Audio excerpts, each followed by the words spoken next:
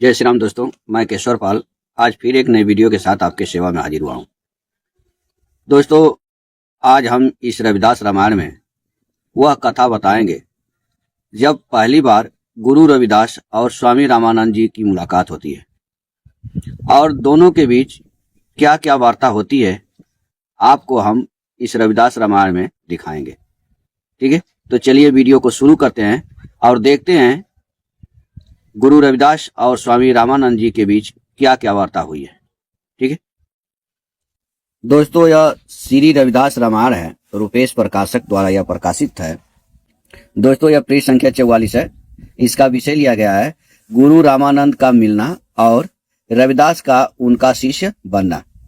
तो चलिए हम कथा को पढ़ते हैं और देखते हैं कैसे उन्होंने गुरु बनाया। ठीक है, यहाँ पे देखिए, यह वचन कहकर ब्राह्मणों ने अपने अपने मार्ग के तरफ रुख किया।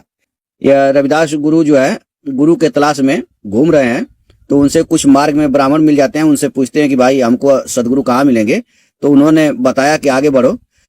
तो इसके बाद ये आगे बढ़ जाते हैं, वहीं से कथा यहाँ पे चालू हुई है। रविदास अपने रास्ते पर यह सोचते हुए आगे बढ़े कि किसी सदगुरु की शरण में पहुंचा जाए। मार्ग को छोड़कर उल्टे सीधे रास्तों से गुजरते हुए जा रहे थे, तभी सामने एक महान तपस्वी के दर्शन हुए।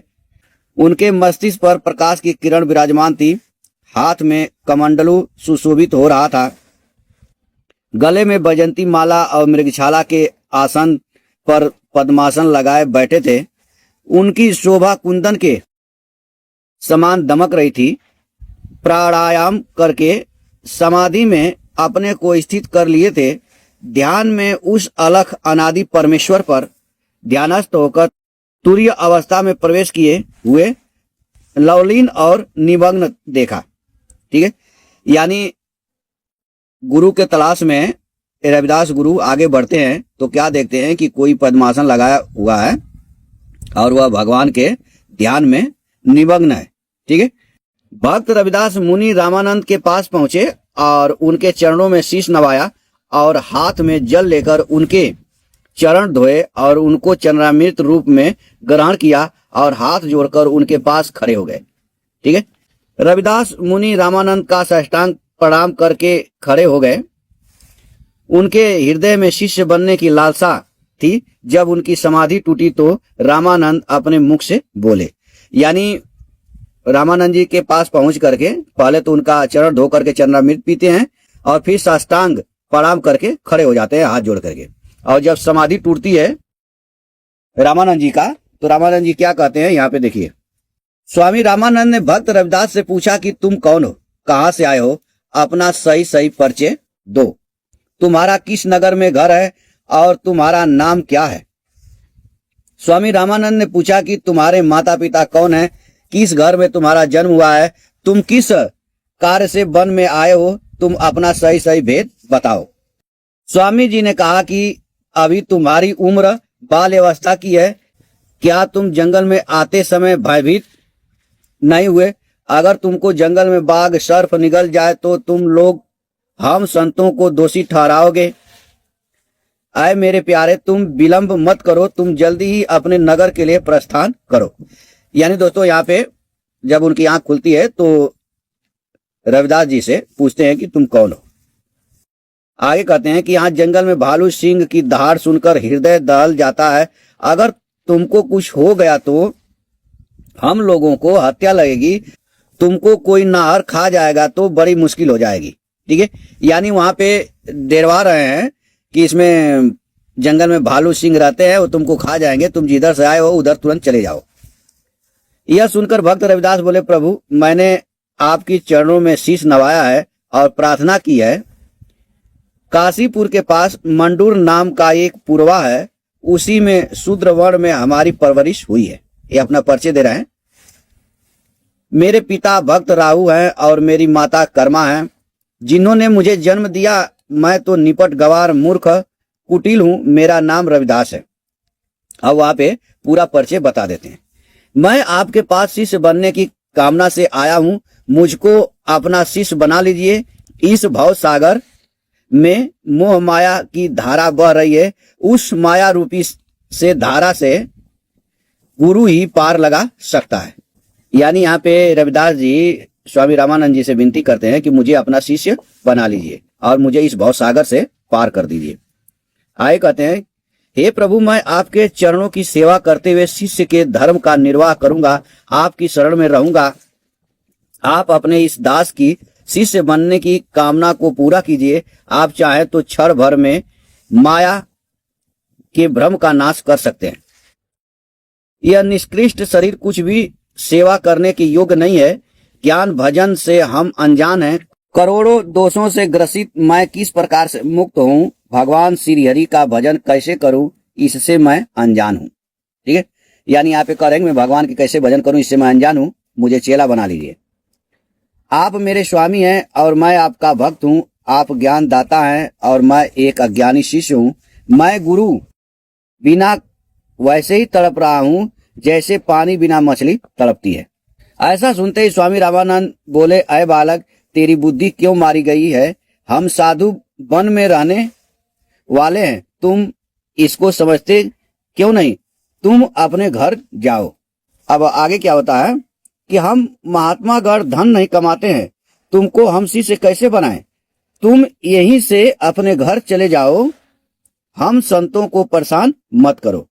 यानी रविदास जी को स्वामी रामानंद जी कह रहे हैं कि तुम घर चले जाओ। आगे क्या हो रहा है कि मैं तुम्हारा गुरु बनने लायक नहीं हूं, ज्ञान की गहनता को मैं क्या जानूं? हम तो घूमते रहने वाले योगी हैं और वन में निवास करते हैं। बभूत रमाना ही हमारा शरीर का गाना है और उस परम पिता परमेश्वर का नाम ही आधार है। हम मान प्रतिष्ठा बिल्कुल नहीं चाहते। गुरु शिष्य का नाता स्वार्थ का नाता है। यानी स्वार्थ करने का मतलब कि शिष्य कुछ दे गुरु जी को, जैसे रामपाल जी कहते हैं 10वां अंश गुरु को दीजिए, जीवन जन्म सफल कर लीजिए। तो यही करे कि स्वार्थ का नाता है, लेकिन हम वो चाहते नहीं। स्वामी रामानंद ने कहा कि गुरु शिष्य का नाता तो मोह जनित है।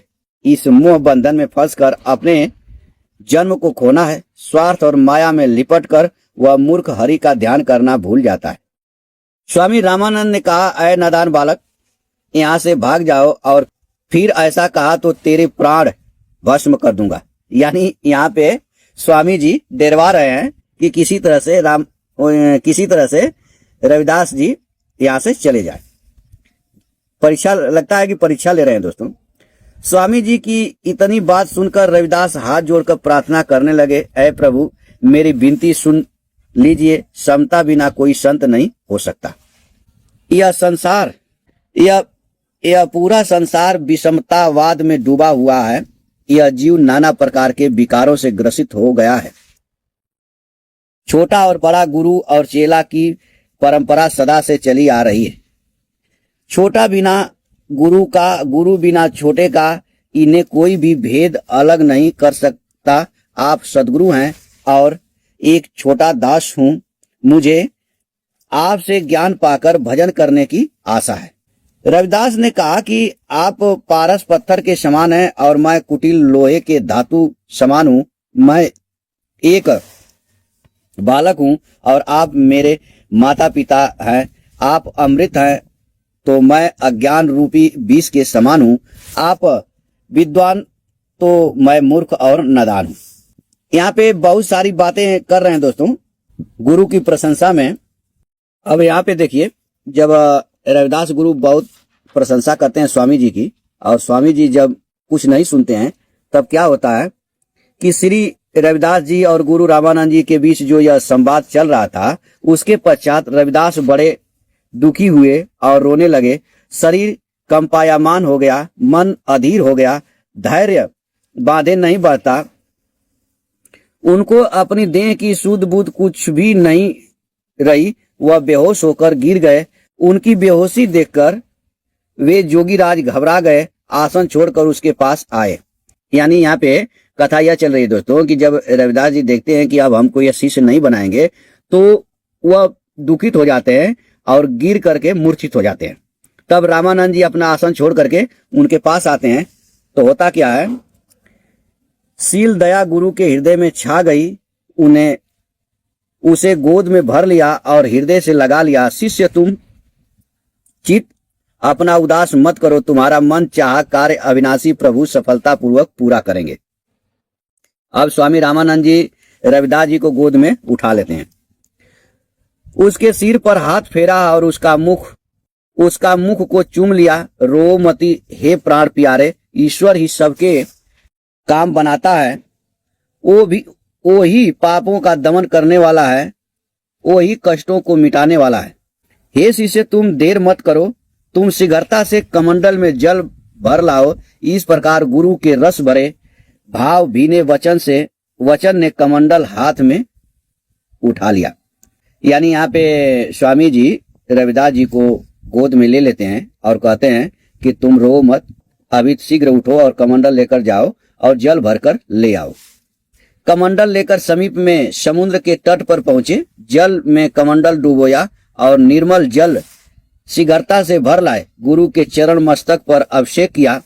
दास पर अत्यंत कृपा करते हुए दीन दयालु कृपालु गोविंद गुरु ने सतगुरु के रूप में रविदास के सभी भ्रमों को मिटा दिया। रविदास को पास में बैठाया, अपार हर्ष के साथ अत्यंत आनंद छाया और चौक प्रतिष्ठा करके चंदन एवं ढाक पलाश की लकड़ी मंगवाई। ठीक है, यहाँ पे गुरु कैसे बना रहे हैं उस चीज को यहाँ पे बता रहे हैं। अब यहाँ पे क्या करते हैं कि चौका पुरवा देते हैं और चंदन और ढाक, एक पलाश होता है, उसकी लकड़ी मंगवाते हैं।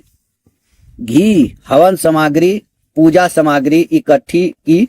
हवन के स्थान पर वेदी बना के आग जलाई, अग्नि प्रज्वलित करके मंत्रों के द्वारा आहुतियां दी।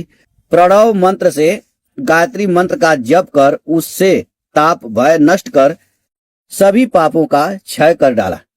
ठीक है दोस्तों, यह चेला बनाने का सिस्टम है जो अभी मैं पढ़ के सुना रहा हूं। और ये रामपाल कैसे चेला बनाते हैं, कंप्यूटर से दे देते, हरियम सिरियम जाकर भाई तू हमारा चेला बन गया।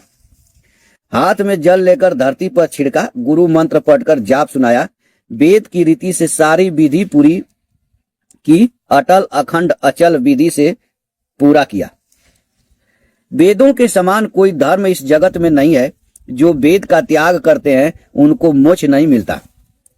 देव कुल में मूल वेद ही आधार है, उसी के द्वारा मनुष्य भव सागर से पार लगता है। रविदास को गुरु ने मंत्र की दीक्षा दी और उसके सभी पापों को भस्म कर दिया, भ्रम का नाश किया। ठीक है, यानी यहाँ पे वेद की रीति से रविदास जी को दीक्षा दे देते हैं स्वामी रामानंद जी। अब आगे क्या होता है कि गुरु गोविंद दीनों पर दयालु हो गए, पापों का दमन कर अपने शिष्य का संकट दूर कर दिया, ज्ञान के प्रकाश से प्रेम का उजाला फैला दिया, इंद्रियों का दमन कर मन की विषय वासना सारा मिटा डाली। यहाँ पे देखिए क्या कर रहे हैं रामानंद जी कि उन निर्विकारी निरंकारी अलख बिहारी का सुमिरन करना, कपट कुटिलता कलेशों से दूर रहना, सदा तल्लीन होकर हरि भक्ति करो, सबके साथ समान प्रेम रखो, निर्वैर निसंशक रहो। ये सत्संग का मत है, इसमें कोई शंका नहीं है। तो दोस्तों आपने इस वीडियो में क्या देखा कि स्वामी रामानंद जी वेद की रीति से रविदास जी को अपना शिष्य बनाते हैं और उनको सदा समान दृष्टि रखने की सलाह देते हैं, इत्यादि बहुत सारी बातें थी दोस्तों। तो आज के लिए इतना ही, फिर मिलेंगे नेक्स्ट वीडियो में, तब तक के लिए जय सीताराम।